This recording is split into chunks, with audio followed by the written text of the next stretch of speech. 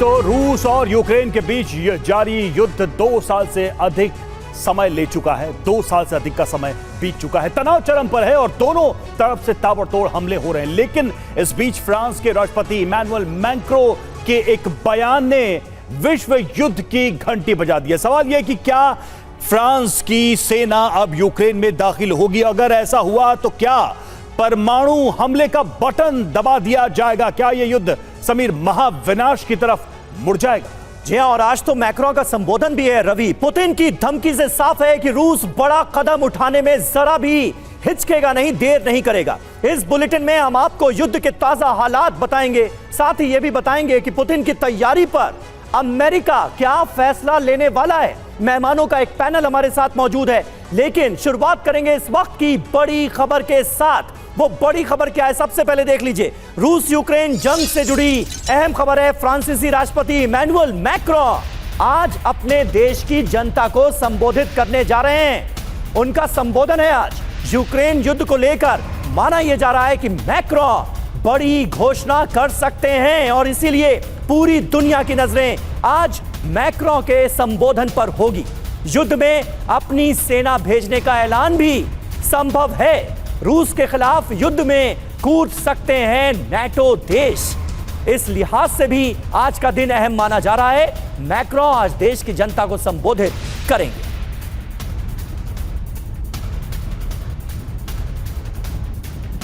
तो देखिए मैक्रों का संबोधन। यूक्रेन जंग में कहीं ऐसा तो नहीं कि सीधी एंट्री हो जाएगी? ये एक अहम सवाल है जिस पर बातचीत जरूरी है। मैक्रों के भाषण पर पूरी दुनिया की नजरें। यूक्रेन जंग पर बहुत बड़ा ऐलान संभव है। यूक्रेन जंग में सीधा उतर सकता है मैक्रों का मुल्क फ्रांस। फ्रांस की डायरेक्ट एंट्री का ऐलान आज मुमकिन है। युद्ध में अपनी सेना भेज सकता है फ्रांस। आप अंदाजा लगा सकते हैं कि अगर ऐसा हुआ तो इसके कितने विनाशकारी परिणाम होंगे। नाटो को लेकर भी बड़ी घोषणा संभव है। अगर फ्रांस उतरा तो क्या होगा, यह देख लिए। जंग के लिए टर्निंग पॉइंट इसे माना जाएगा। नए सिरे से जंग एक तरह से शुरू हो जाएगी। वो जंग जो पिछले 2 साल से लगातार जारी है, उसका एक नया मकाम हमें देखने को मिलेगा। यूक्रेन की ताकत बढ़ जाएगी। रूस और फ्रांस में सीधी जंग भी मुमकिन है।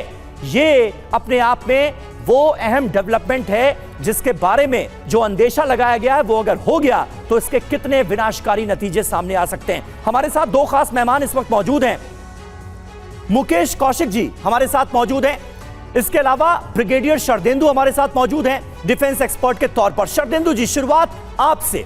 मैक्रों जो ऐलान कर सकते हैं, जिसके बारे में अंदेशा जताया जा रहा है, फ्रांस अगर डायरेक्टली इस युद्ध में इन्वॉल्व हो गया तो कैसे इस युद्ध की पूरी सूरत बदल सकती है, ये पहले जरा हमारे दर्शकों को समझा दें। देखिए, सबसे पहले ये इसकी जिस तरीके की खबरें आ रही हैं और आज जैसे इमैनुअल मैक्रों का अपने नेशन में एड्रेस है, इसका इंडिकेशन उन्होंने 2 दिन पहले दिया था और बोला था कि हो सकता है कि फ्रांस के ट्रूप्स यूक्रेन में कमिट किए जाएं। मेरा मानना है कि अगर फ्रांस इस युद्ध में उतरता है तो ये नए डायमेंशन को जन्म देगा। युद्ध और भीषण होने की संभावनाएं बनती हैं। लेकिन फ्रांस के साथ साथ देखिए, आज एक बर्लिन में भी मीटिंग हो रही है जिसमें फ्रांस, जर्मनी और पोलैंड के नुमाइंदे हिस्सा ले रहे हैं। उसमें भी एक रूपरेखा तैयार की जाएगी कि किस तरीके से ट्रूप्स का अगर कमिटमेंट करना है तो वो किस किस इलाके में और किस हद तक इनका डिप्लॉयमेंट होगा। तो एक नया वॉर फ्रंट खुलता हुआ नजर आ रहा है। वेदर ये ईस्टर्न यूक्रेन में ऑपरेट होंगे, सेंट्रल यूक्रेन में होंगे या ओडेसा में जो कि उनका कोस्टल इलाका है, कहां पे ट्रूप्स कमिटमेंट होगा, किस क्वांटिटी में होगा और किस तरीके से उनके लॉजिस्टिक या मिलिट्री हार्डवेयर का यूटिलाइजेशन होगा। तो ये सारी रूपरेखा पे बात होगी और साथ में एक मैसेज होगा रशिया के लिए कि आप युद्ध जीते नहीं हैं। मैसेज देने की कोशिश लगातार रूस को। हालांकि ये बात अलग है कि रूस कहीं किसी भी मैसेज से डरता या घबराता नजर नहीं आ रहा है। 2 सालों में तो यही दिखाई दिया है। और अब सबसे बड़ा सवाल है कि यूक्रेन युद्ध में क्या वाकई में फ्रांस आएगा और इसका क्या बड़ा ऐलान आज संभव है? क्या मैक्रों अपने हथियारों का भंडार यूक्रेन के लिए खोलेंगे? क्या मैक्रों अपनी सेना को रूस पर डायरेक्ट अटैक करने का आदेश देने वाले हैं? मैक्रों पहले कह चुके हैं कि यूरोप नहीं चाहता कि यूक्रेन ये युद्ध हार जाए। जरूरत पड़ी तो हमें अपनी सेना यूक्रेन की मदद के लिए भेजनी होगी, ये हम करेंगे। मैक्रों पहले भी कह चुके हैं। मुकेश जी, सवाल यहां पर यह उठता है कि युद्ध के शुरुआती दिनों में हमें याद है कि जर्मनी और फ्रांस एक ऐसे देश थे जो बीच का रास्ता निकाल रहे थे, एनर्जी सप्लाई के लिए रूस से नेगोशिएशन की बात कर रहे थे। फ्रांस तो चाइना के साथ भी अच्छे संबंधों की वकालत कर रहा था, जो कि रूस का बहुत बड़ा समर्थक है। क्या बदल गया है? क्या सिचुएशन चेंज हो रही है कि आज सवाल ये हो रहा है कि क्या सीधे फ्रांस युद्ध में उतर रहा है? देखिए, मुझे जो आपने कहा उससे मैं सहमत हूँ, क्योंकि फ्रांस और जर्मनी इस युद्ध के बहुत रिलेक्टेंट पार्टनर थे और कारण ये था कि इन दोनों के रिश्ते रूस से सुधर रहे थे। इनकी एनर्जी डिपेंडेंस रूस पर बढ़ रही थी, तो ये दोनों देश नहीं चाहते थे कि ये युद्ध हो, लेकिन युद्ध हुआ। लेकिन अब जो नया डायमेंशन जुड़ा है वो इजराइल हमस वार है और वो फ्रांस में बिल्कुल दस्तक दे चुकी है, क्योंकि मुसलमानों की और यहूदियों की सबसे ज़्यादा अगर आबादी यूरोप में है तो वो फ्रांस में है। और पिछले दिनों देखा गया है कि वहाँ पर जितने भी यहूदी धर्मस्थल हैं वहाँ उनके ऊपर ड्रोन उड़ाए गए हैं, उनके ऊपर हमले हुए हैं, या देखिए कि वहाँ के सोशल मीडिया पर लगातार थ्रेट बढ़ रहा है, यानी कि फ़िलिस्तीन वहाँ पर फ़िलिस्तीनी फोर्सेस बहुत मजबूत हो रही हैं। इसको डाइवर्ट करने के लिए आज का संबोधन है, जिसमें अगर फ्रांस अपना युद्ध में अपने फ्रांस ट्रूप कमिट करता है, जिसकी मुझे 0% संभावना लगती है, वो कारण ये है कि यूरोप के देश अपना बूट ऑन द ग्राउंड रखने से बहुत हिचकते हैं। बिल्कुल, वो अपनी मौतों से बहुत डरते हैं और वो दूसरे देशों की जान की कीमत पर युद्ध लड़ते हैं, अपने सैनिकों की नहीं। संभावना कम नजर आती है कि बूट्स ऑन द ग्राउंड उतारे जाएं फ्रांस की तरफ से यूक्रेन के पक्ष में। वहीं फ्रांस के राष्ट्रपति मैक्रों आज दोपहर अपने देश की जनता को संबोधित करेंगे। इससे पहले फ्रांसीसी संसद राष्ट्रपति मैक्रों की यूक्रेन के समर्थन में हर तरह के रणनीतिक निर्णय लेने की मंजूरी दे चुकी है। फ्रांसीसी संसद ने मैक्रों और जेलेंस्की के द्विपक्षीय सुरक्षा समझौते का भी समर्थन किया है। इसलिए मैक्रों के संबोधन को लेकर, किसी बड़े फैसले को लेकर अंदेशा और प्रबल होता हुआ नजर आ रहा है। इस बात की संभावना बहुत ज्यादा है कि मैक्रों इस संबोधन में यूक्रेन युद्ध में अपनी सेना भेजने की घोषणा कर दें। रिपोर्ट्स के मुताबिक नाटो देशों की ज्वाइंट फोर्सेस रूस को घेरने का मन बना चुकी है। ऐसे में संभव है कि उनके फाइटर जेट रूस पर डायरेक्ट हमला बोल दें, और अगर ऐसा होता है तो इसका नतीजा कितना विनाशकारी होगा, रवि, इसका अंदाजा हम लगा सकते हैं। बिल्कुल, यानी कि वो होगा जिसका डर, जिसकी आशंका पूरी दुनिया 2 साल से जता रही थी। और देखिए, यूक्रेन युद्ध के बीच पुतिन की बहुत बड़ी धमकी, भीषण जंग के बीच परमाणु युद्ध की आशंका, पुतिन ने दी परमाणु युद्ध की धमकी। रूस एटमी वॉर के लिए तैयार है, यह कहना है पुतिन का। तो एक बार फिर रूस ने परमाणु युद्ध की धमकी दी है, परमाणु हमले की बात कही है। क्या कहा है पुतिन ने अपनी इस चेतावनी में, इस पर भी गौर करते हैं, बड़ी बातें क्या है। तो देखिए पुतिन ने क्या कहा, अमेरिका ने सेना भेजी तो रूस एटमी वॉर के लिए तैयार है। यह सीधा निशाना अमेरिका के ऊपर। रूस परमाणु युद्ध की जल्दबाजी नहीं कर रहा, साथ ही वो ये बोल रहे हैं कि हम अपने आप को रोक रहे हैं, रिस्ट्रेन कर रहे हैं। बिल्कुल, और अब तक 11 बार परमाणु युद्ध की धमकी दे चुके हैं व्लादिमीर पुतिन। फिनलैंड बॉर्डर पर सेना भेजने की तैयारी भी रशिया की तरफ से की जा रही है, और इन तमाम बातों का पुतिन ने इस इंटरव्यू में जिक्र किया है। यूक्रेन के साथ शांति की शर्तों पर बातचीत करना हास्यास्पद बता रहे हैं व्लादिमीर पुतिन। तो कुल मिलाकर पुतिन ने जो कहा है उसे अगर इस बात से जोड़कर देखा जाए कि फ्रांस के राष्ट्रपति आज कोई बड़ा ऐलान कर सकते हैं, तो फिर हमें सीधे तौर पर समझ में आता है कि फ्रांस अगर ऐसा कोई कदम उठाता है तो उसका नतीजा कितना भयावह हो सकता है। बिल्कुल समीर, तो सवाल यह कि क्या पुतिन परमाणु बम का इस्तेमाल करने वाले हैं? यह बड़ा सवाल फिर से खड़ा हो गया इस बयान के बाद से। रूस में जारी चुनाव में पुतिन को 6 साल का अगला कार्यकाल मिलने की पूरी संभावना है। इसी बीच उन्होंने अपने परमाणु प्लान को लेकर 3 संकेत दिए हैं, उसको भी हमें समझना होगा। एक इंटरव्यू में उन्होंने कहा कि रूस परमाणु अटैक के लिए तैयार है। एक सीक्रेट फाइल के हवाले से कहा जा रहा है कि पुतिन तीसरे विश्व युद्ध के लिए तैयार है। जी हां, स्पुतनिक से बातचीत में पुतिन ने रूस की अवांगार्ड हाइपरसोनिक मिसाइल का नाम लिया और कहा कि इसे रोकना मुश्किल ही नहीं, नामुमकिन है। बड़ी चेतावनी उनकी तरफ से। आखिर पुतिन के दिमाग में चल क्या रहा है? चुनाव से ठीक पहले पुतिन को यह संकेत क्यों देने पड़े? वो परमाणु युद्ध चाहते हैं या फिर प्लान कुछ और ही है? ब्रिगेडियर शरदेंदु कैसे देखते हैं व्लादिमीर पुतिन के इस बयान को?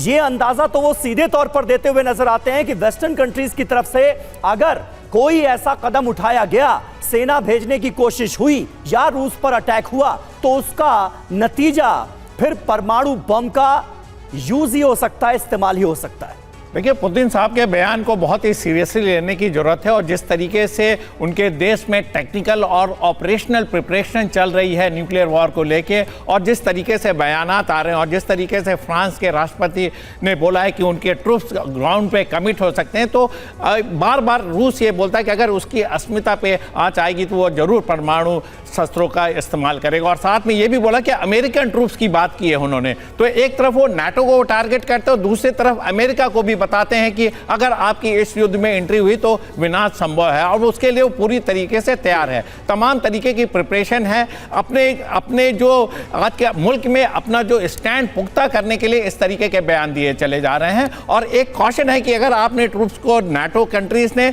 चाहे वो जर्मनी हो, चाहे वो फ्रांस हो, चाहे बेल्जियम हो या पोलैंड हो, हंगरी हो, अगर इस तरीके की संभावनाएं बनती तो उसको काउंटर तो ये बयान साफ दिखा रहे हैं कि पुतिन न अपने घर में और न ही ग्लोबल मंच पर कमजोर नजर आना चाहते हैं। ये सख्त बयान उसी के संकेत है और कई बार परमाणु युद्ध की धमकी पुतिन दे चुके हैं। ये पहली बार नहीं हुआ है। पुतिन की धमकी के बाद भारी तनाव है, टेंशन है। धमकी के बाद एटमी वॉर का संकट गहरा है। अब तक 11 बार वो धमकी दे चुके हैं, दुनिया को इस बात के लिए चेता चुके हैं, इसके लिए वार्न कर चुके हैं पुतिन।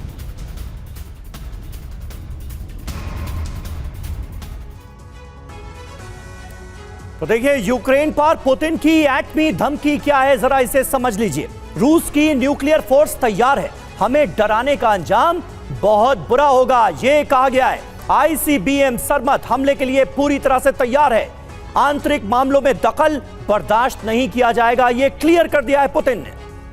पश्चिमी देश आए तो परिणाम भयंकर होगा, साफ कह रहे हैं। वेस्टर्न कंट्रीज के लिए, अपनी सुरक्षा के लिए हम कुछ भी करेंगे, कोई बड़ा से बड़ा कदम हम उठा सकते हैं। ये संकेत ये बयान में साफ झलक रहे हैं। तो यूक्रेन युद्ध को 2 साल हो चुके हैं और इस दौरान ये पहली बार नहीं है जब पुतिन ने परमाणु हमले की धमकी दी हो। इससे पहले अगर देखा जाए तो 24 फरवरी 2022 यानी वो तारीख जब रूस ने यूक्रेन पर हमला किया, तब उन्होंने धमकी दी थी और ये धमकियों का सिलसिला देखिए 11वीं धमकी तक, यानी पहली धमकी से लेकर 11 बार ऐसा हो चुका है। मुकेश जी, सवाल यही है कि इसके पहले बात हो रही थी कि कोई टैक्टिकल लिमिटेड न्यूक्लियर वेपन का इस्तेमाल करके यूक्रेन में हमला किया जा सकता है यूक्रेन की तरफ से, लेकिन पुतिन का यह बयान क्या उसी बात को दोहरा रहा है या फिर ये उससे आगे की बात कह रहे हैं, उससे कोई बड़े हमले की बात कह रहे हैं? 3-4 बात गौर करने वाली हैं। एक तो ये कि मैं पुतिन की जो कह रहे हैं उसको मैं धमकी नहीं मानता, वो चेतावनी है।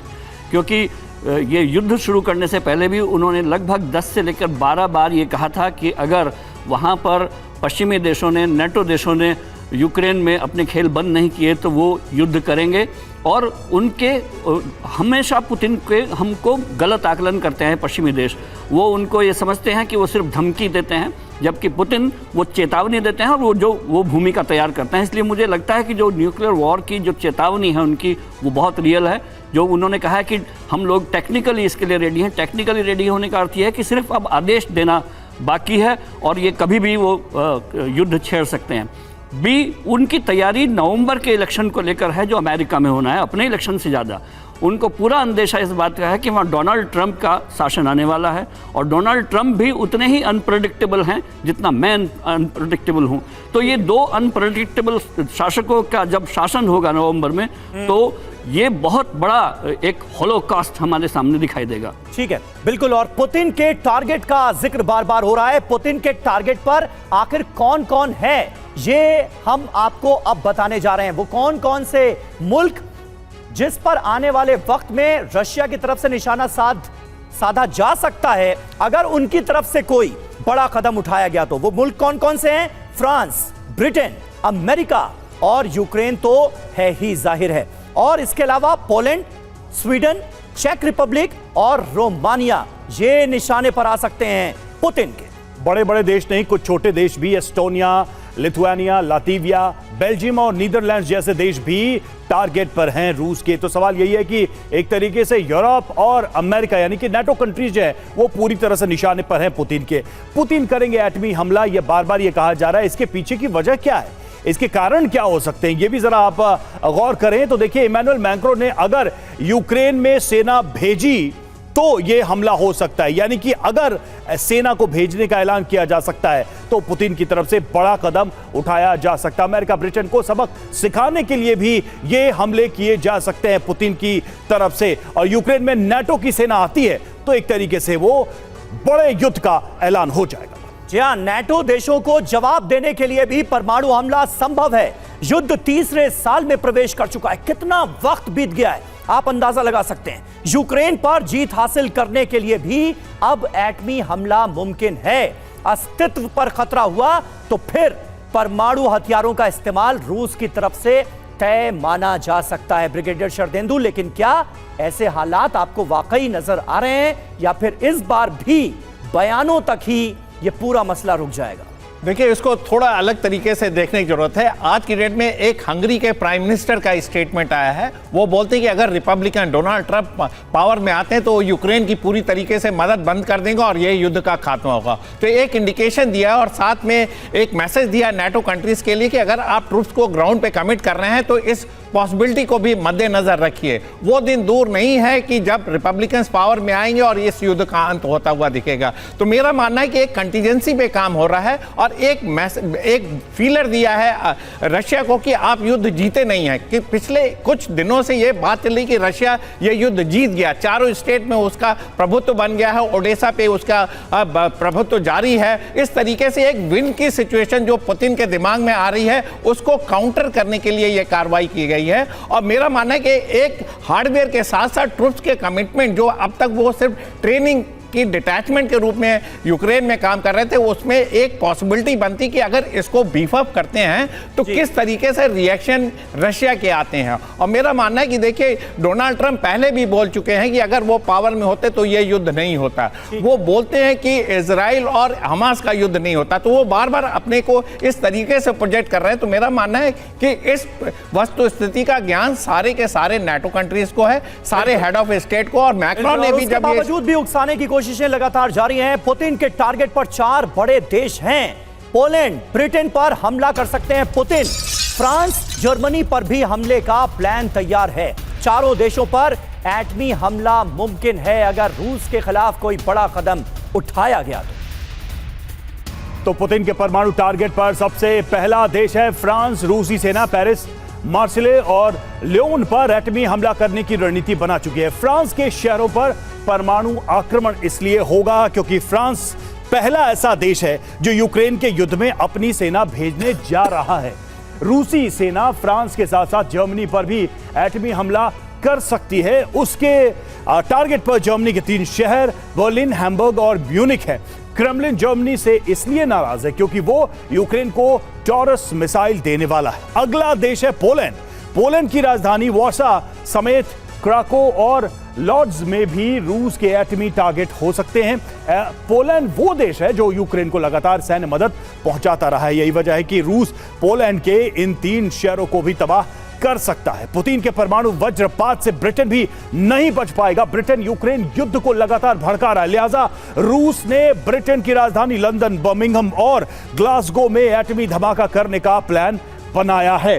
तो ये वो देश और उनके वो शहर हैं जहां पर रूस का हमला हो सकता है। अब जरा देखिए, नाटो वर्सेस रूस की अगर हम बात करें, एक तुलना की बात करें तो कौन कौन किस तरफ शामिल है। नाटो की बात करते हैं सबसे पहले। नाटो में देखिए अमेरिका, जापान, कनाडा और साथ ही 30 देश हैं इस गुट के अंदर। वहीं रूस के साथ कौन खड़ा है? चीन, ईरान, दक्षिण कोरिया और बेलारूस, यानी कि ये गठबंधन है। सवाल यही है कि अगर नाटो से सीधे टक्कर होती है रूस की तो क्या ये देश भी युद्ध के मैदान में उतरेंगे? सबसे अहम सवाल यही है। मुकेश जी, हम आपसे यही समझना चाहेंगे कि अगर कोई ऐसी सिचुएशन बनती है, जैसा कि हम देख रहे हैं कि फ्रांस डायरेक्ट अपनी सेना जमीन पर उतार सकता है, इसकी संभावना आज के ऐलान में दिखाई दे रही है। क्या ऐसा हो सकता है कि रूस के साथ ये खड़े देश भी अपनी सेना जंग मैदान में उतार दें?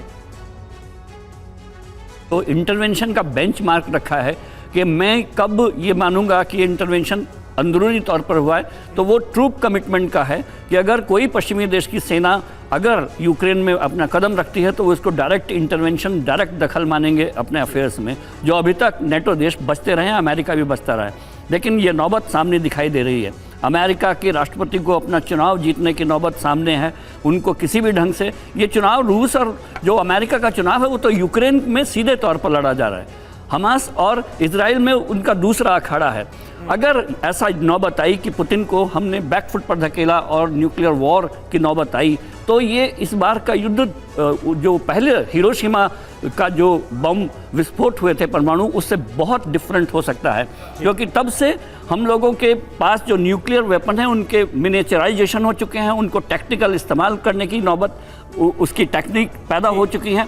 तो ये किस तरह का न्यूक्लियर युद्ध होगा, ये देखने वाली बात होगी। सही बात है, और पूरी दुनिया ये उम्मीद कर रही है कि ऐसा कुछ ना हो। ऐसे में मैक्रो आज अपने संबोधन में किन बातों का जिक्र करते हैं? क्या वाकई फ्रांस के डायरेक्टली इन्वॉल्व होने का इस जंग में ऐलान हो जाएगा? क्या ये मुमकिन है?